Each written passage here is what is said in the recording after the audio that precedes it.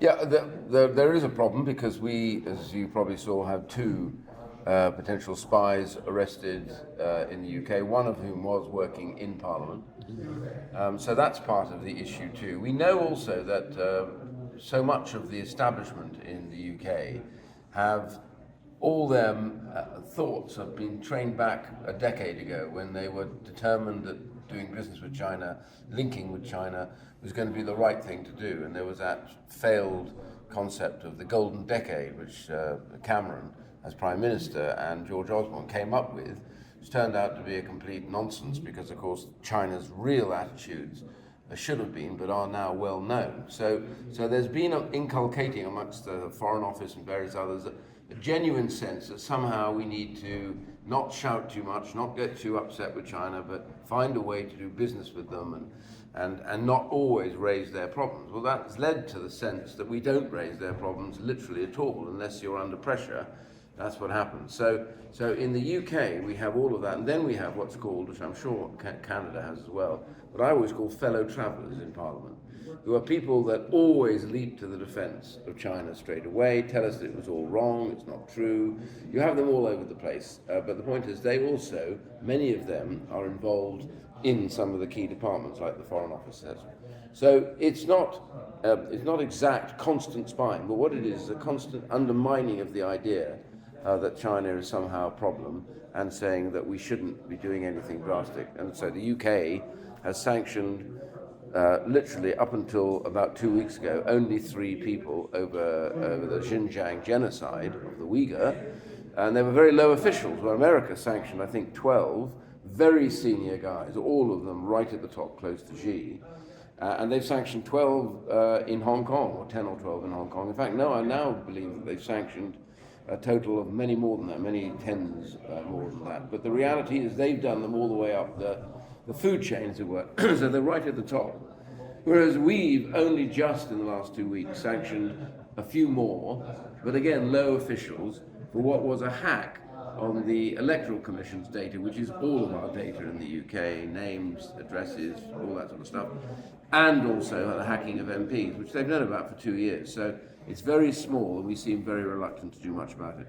Well, they've been busy at it for some time. It's all come on the back of the commercial activities, that's it. So one of the testing points for this was back in 2020, when the British government, then newly elected again, Boris Johnson's government, wanted to support the granting of the 5G network contract to Huawei.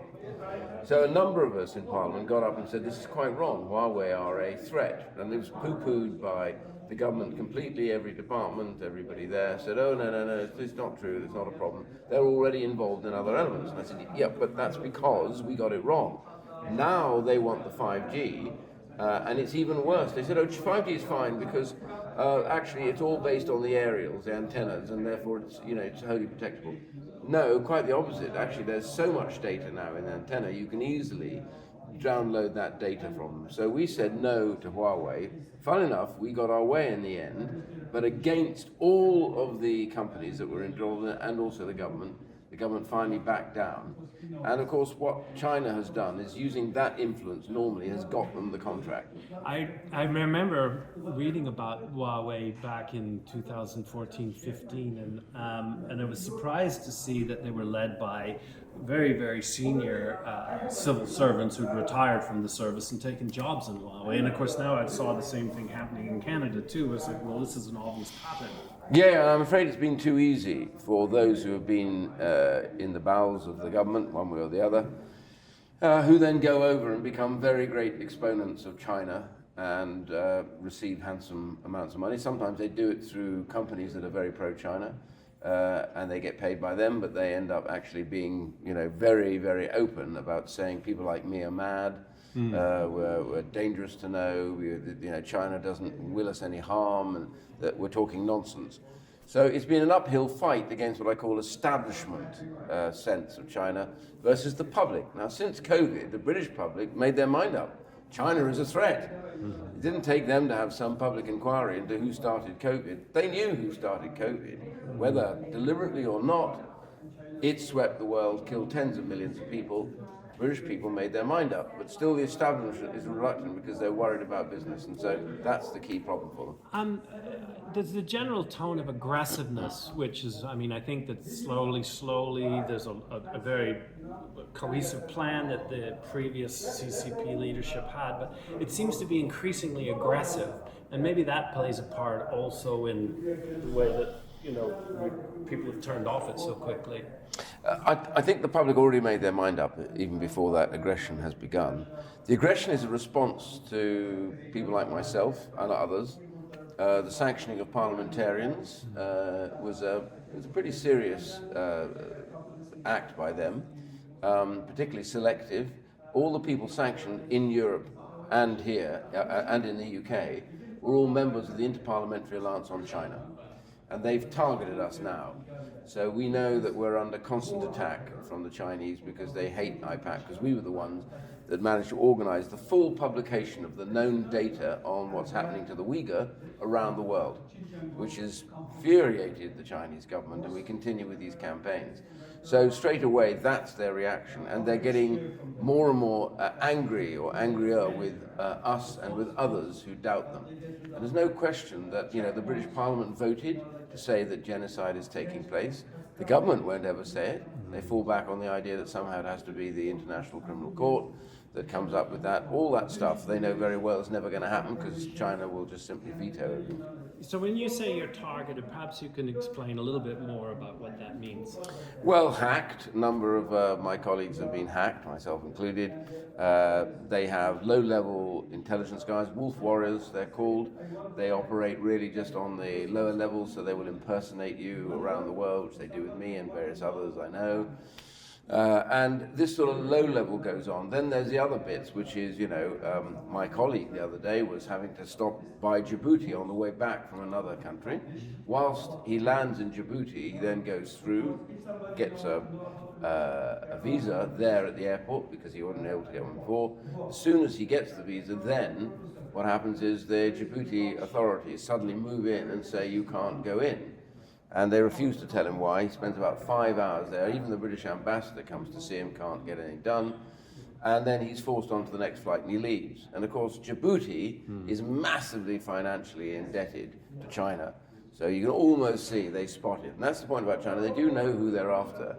And they're very clear about how they deal with them. And that one immediately would have been, this man's not to come inside. Because what we're worried about is that for years, China's been able to do what they like.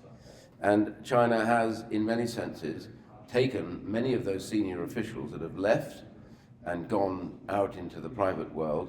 They now, a lot of them, many of them, seem to be working in and around China or China-based companies that are keen on China. And it seems to me that we need to call this out much more and ask the question whether, if we now think that China is a threat, and that's the other thing, the government has still failed, refuses to say in their integrated review that China poses a systemic threat. Now, the Prime Minister, when he was waiting to get elected, said they should pose a systemic threat.